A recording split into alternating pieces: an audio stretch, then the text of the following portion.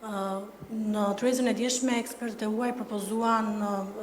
kritere të posaçme, të paktën për gjyqtarët dhe prokurorët, sa i takon masave të sigurisë, sidomos ato të arrestit në burg. Çfarë ndryshimesh do të bëjë ose propozimesh do të bëjë Ministria e Drejtësisë sa i propozimit bërë ditën e djeshme nga ana e tyre, pasi ishte një propozim i rëndësishëm, dhe pyetja e dytë ka bëjë sërish me ngjarjen që ndodhi në paraburgimin ose në burgun e Durrësit, ku krahas aratisjes atje pati dhe shumë të cilët janë me dënime ose parashikohen janë në paraburgim për vepra të rënda penale që ndodheshin në këtë paraburgim dhe ndërkohë që u transferuan më pas. Kur dihet që burgu i Durrësit nuk ishte një burg i sigurisë së lartë, të paktën takon veprave që ata akuzohen. A ka një hetim ose një analizë të kësaj çështje në lidhje me këta persona, si kanë qëndruar në atë burg? Përfshi këtu dhe Altin Docin, i cili në fakt kishte vepra penale të rënda dhe lidhur me pyetjen e parë, në fakt tërheqja e djeshme ishte një mundësi e shkëlqyer për të bërë së bashku gjithë aktorët kryesorë në vend në fushën e drejtësisë. Ishin profesorë të lartë të organeve të drejtësisë dhe një diskutim shumë informues dhe konstruktiv, do të thoja, i nxitur nga prezantimet që u bën si nga drejtori i përgjithshëm për drejtat e njeriut dhe shëndimi e ligjit në Strasburg, në Këshillin e Evropës, po ashtu dhe nga 2 magjistratë të nderuar, të cilët njohin shumë mirë kontekstin aktual në Shqipëri dhe kanë përgatitur për llogaritë të Këshillit të Evropës 2 raporte shumë të vlefshme, do të thoja, përfshi dhe rekomendimet që ju citoni, ku me të drejtë ata thonë që ka ardhur koha që Shqipëria të përqafojë plotësisht standardet e aplikuara si nga Gjykata Evropiane me Gjykata Evropiane për drejtat e njeriut, po ashtu dhe të zbatueshme në nivel të vendeve anëtare të Këshillit të Evropës, atyre të cilët ne sigurisht ne duam t'i parafrohemi edhe në kuptim të integrimit evropian, ku konkretisht erdhën me masa konkrete pra që kanë të bëjnë si me pragun që duhet të zbatohet për veprat të caktuar, duke ndarë ata veprat e lehta dhe veprat e rënda, pasi nuk ka kuptim që veprat të lehta të ndiqen në gjendje paraburgimi, përkundërzi ato janë vetëm kosto humane, janë kosto financiare, janë kosto njerëzore dhe nuk përbëjnë kurfar rreziku pra që mund të citohet a priori në vendimet e gjykatave për të njohur këtë kërkesë të prokurisë për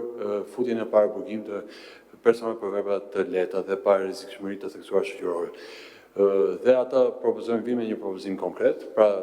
qoftë një më spaku apo deri në 3 vite, pra për vepra të dënueshme deri në 3 vite mos aplikohet, duke para pas rasti sigurisht që përket autoritetet shqiptare që ta vendosin këtë, dhe kjo kërkon një analizë të theksuar, të kujdesshme, pra se cilat janë ato vepra që mund dënohen aktualisht deri në 3 vite, por që për nga vetë natyra e tyre ndoshta mund të përjashtohen nga ky rishikim, dhe nga ana tjetër ato prekën me të drejtë dhe nevojën e përcaktimit shumë qartë të kufive deri ku mund të aplikohet masa e paraburgimit. Pra, derisa vite mund të zgjasen paraburgim një person, si për një vit maksimumi për vepra deri të mesme që ato e klasifikuan, pra të një rrezikshmëri jo të theksuar, por që gjithsesi kërkon vëmendjen e autoriteteve, apo deri në 2 vite për vepra të rënda. Kështu që patjetër kjo në kupton një përgjegjësi të shtuar dhe për organet e drejtësisë që të kryejnë veprime hetimore dhe të një procesi tregut ligjor në kohën më të shpejtëmundshme, pasi sigurisht drejtësia e vonuar është drejtësia e mohuar. Lidhur me transferimin e personave, patjetër pjesë e vendimarrjes për të